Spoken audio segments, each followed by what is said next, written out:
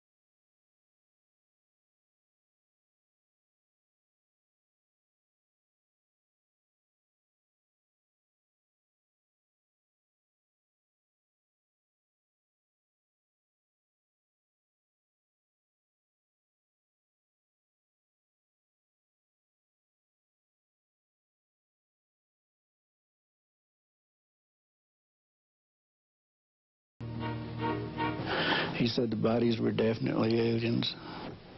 All right, so what did Mac Brazel really find out in the desert?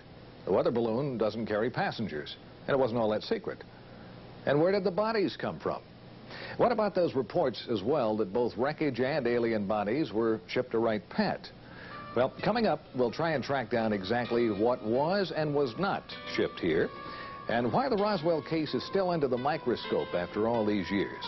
Plus, we're going to find out what the Air Force has to say on this possible alien encounter.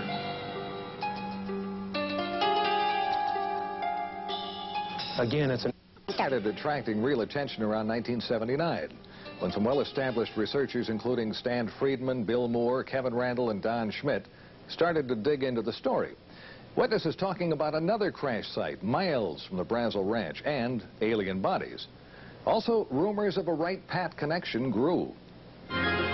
This teletype from the FBI office in Dallas to the one in Cincinnati mentions a disc and balloon being sent to Wright Field for examination.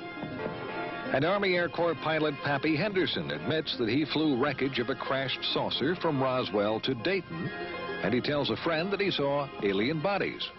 The question is today, 1994, where is the material? Where are the bodies? Certainly unique specimens would have been preserved.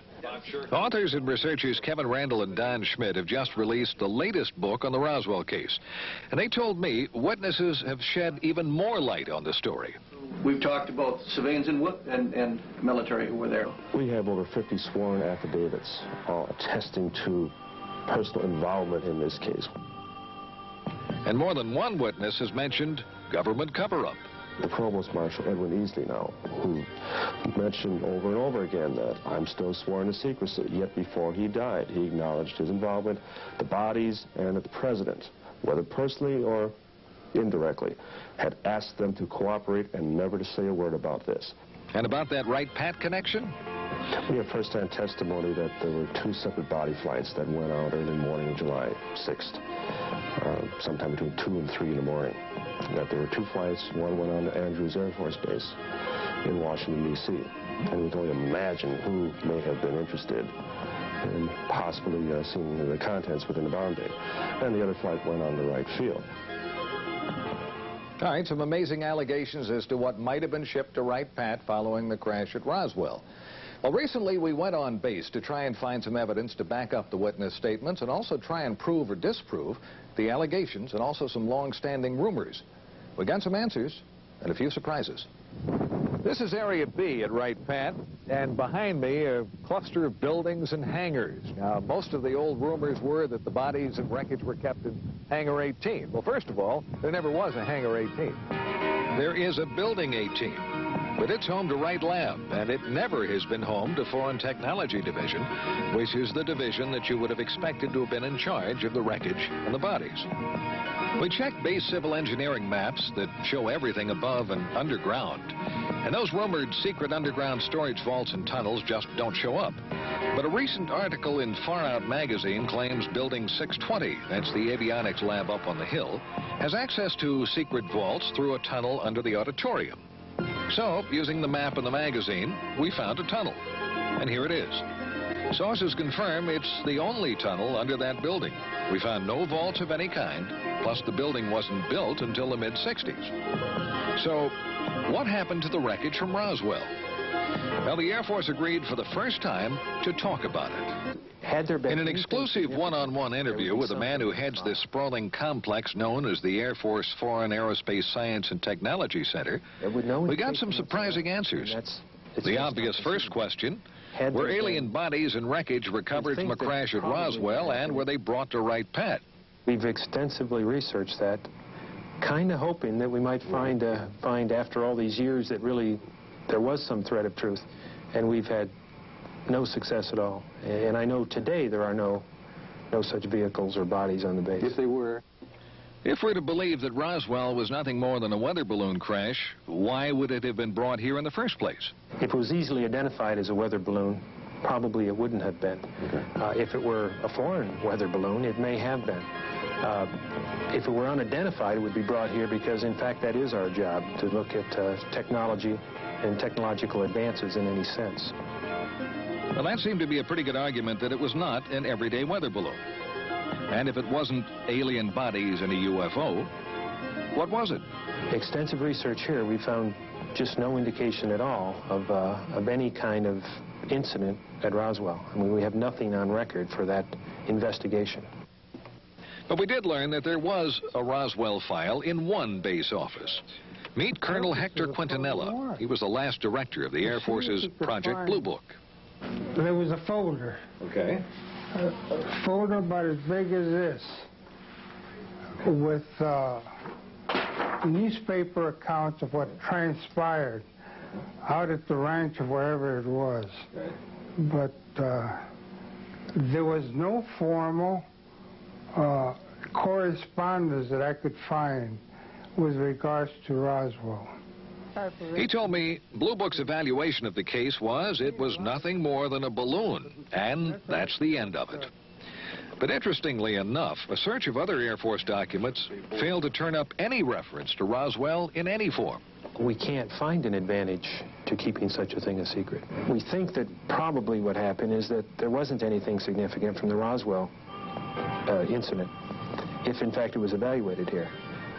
Consequently, if there was either no report or the report was of no significance, so it was destroyed.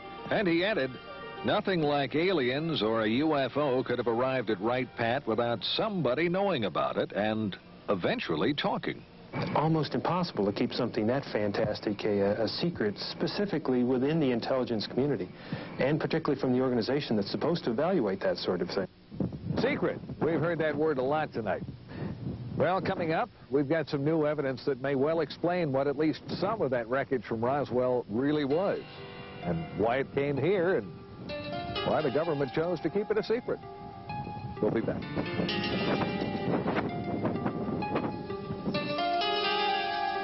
The official story, it was nothing more than a weather balloon that crashed near Roswell, New Mexico back in July of '47. And there are as many theories as there are UFO investigators, but every one of them agrees on one fact. Something unusual crashed right here on Mac Brazel's ranch near Corona, and the government covered it up. And they also claim more wreckage and bodies were found at other locations. First site mentioned near the plains of St. Augustine, that was way over in this area. And the most recent site, Randall and Schmidt's brand new theory, is closer to Roswell, probably about this area. Well, we've uncovered a pretty good explanation for at least one crash, the one on Brazel's property.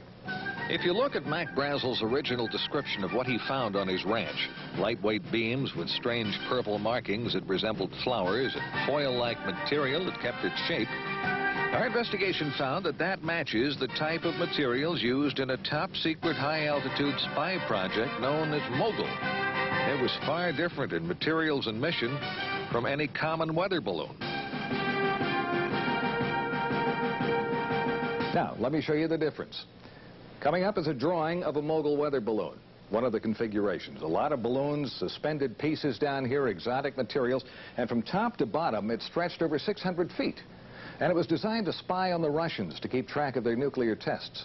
And it had an above top-secret project clearance. Now, Mogul project manager Professor Charlie Moore told me it was not uncommon for that giant Mogul balloon to be mistaken for a UFO.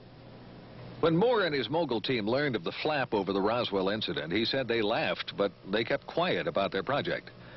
Moore identified the wreckage in the Jesse Marcel picture as a Mogul ML-307B that had been launched from Alamogordo, New Mexico. He confirmed a crash would have spread wreckage over a large area. And why wouldn't anyone have recognized it? Well, Moore said no one around Roswell had ever seen one. Moore was even cleared to know about Mogul flights. And that's probably why the wreckage was sent to Wright Pat. Now, there's one more twist that tends to back up the Mogul theory. The former top man with Project Mogul, Colonel Marcellus Duffy, was at Wright Pat when the Roswell wreckage arrived. He recognized it, but that story never got out. According to another former Mogul officer, retired Air Force Colonel Albert Turkowski, Colonel Duffy could not talk about it because of the secrecy. So, if it was a giant Mogul spy in the sky that went down on Brazel's ranch, something else must have crashed nearby, something with small passengers. Mogul officials can't explain that. Well, more than a few witnesses claim they saw bodies, like a man identified as a former Air Force physician who related what an intelligence officer told him about strange bodies and a Wright Pat connection. Beings on that spacecraft, he relates, were not anything that he could identify from our planet. They did not appear like any human being he'd ever see, but they were obviously not anything else. They obviously were living human beings, and some of them were injured, most of them were dead. They were taken by he and a number of other individuals to Wright Patterson Air Force Base at that particular point in time, and he said they were put there for later evaluation, identification, examination by the Air Force and by the military. Now, when we come back, possibly the first physical evidence that more than just wreckage from a top-secret project came to Wright Pat. Plus some pictures that could prove UFOs are real. Well, we've had great photographic proof for years. The question is the resistance to accepting it as being proof. Brown Hospital on the grounds of the VA Medical Center in Dayton. And up until a few years ago, it was a very active hospital. And on the 3rd floor of this building, there was the dental lab. In that lab, a dental technician. We'll call him Jack Smith. And as Jack told the story to Len Stringfield, it was on a Thursday. He remembers the day quite well because Thursdays were normally very quiet days here at the VA Medical Center. And 2 men he identified as officers from Wright Patterson Air Force Base brought him a model, an impression of a lower jawbone. They wanted a working model made. He was to keep no records, and the mold he created to make the model was broken and thrown in the trash as the Air Force officers left. Smith retrieved the broken mold pieces and put them back together at home, and he made his own model. He said he knew this just wasn't human. Few have ever seen it, and those that have can't identify it. An article in Len Stringfield's new book quotes certified dental technician Bruce Phillips as saying it's not like anything he'd come across in his 20 years in the business. The teeth are flat, no cutting surfaces. The shape of the jaw is different from humans, and the arch is much deeper. If it isn't identifiable as animal or human by people who should know, what is it? Could this finally be the first hard evidence the Air Force was indeed doing tests on alien bodies out at Wright Pat? Jack Smith says the jawbone model was made in 1979. And if you compare the shape of the jaw in the model with the shape of the jaw in this computer drawing of an alien, it's almost a perfect match. Some sources claim the drawing was part of a government UFO briefing in 1978, same time frame, and was based on photos from Wright Pat. Now, the Air Force tells us they have no records of any alien picture or the briefing. No comments yet on the jawbone. For believers, this is more evidence that something is going on, and the government really doesn't want to talk about it. But are models and pictures enough to finally prove that UFOs and aliens are real? Well, we've had great photographic proof for years. The question is the resistance to accepting it as being proof. Dr. Bruce Maccabee is one of the most respected experts in the field of photo analysis. And Bruce says some pictures taken near Gulf Breeze, Florida back in January by Ed Walters would have been pretty tough to fake. The first picture shows an unidentified object with an F-15 closing in. The next shows the plane flying by the object. Here you have a situation where the airplane actually got in between the camera and the object. Walters claims the plane made a U-turn and the object flew away at high speed. Maccabee showed me videos of other sightings around Gulf Breeze at around the same time, and they were ones that were hard, if not impossible, to explain. Skeptics have often said, you know, if this stuff were real, you would have photos and videos. Right. What can I say? Now you've got photos and videos. Now you've got photos and videos. It's interesting to note the Air Force has never said that UFOs don't exist. Was this a break in a curtain of secrecy surrounding the real UFO story? Has the government really been covering up the story of the century? It all comes down to what you believe. And as in the past, it remains the controversy that won't die. And whether the evidence connecting Wright Pat to the UFO phenomena is accurate or not, the base is forever a part of that legend. I'm Carl Day.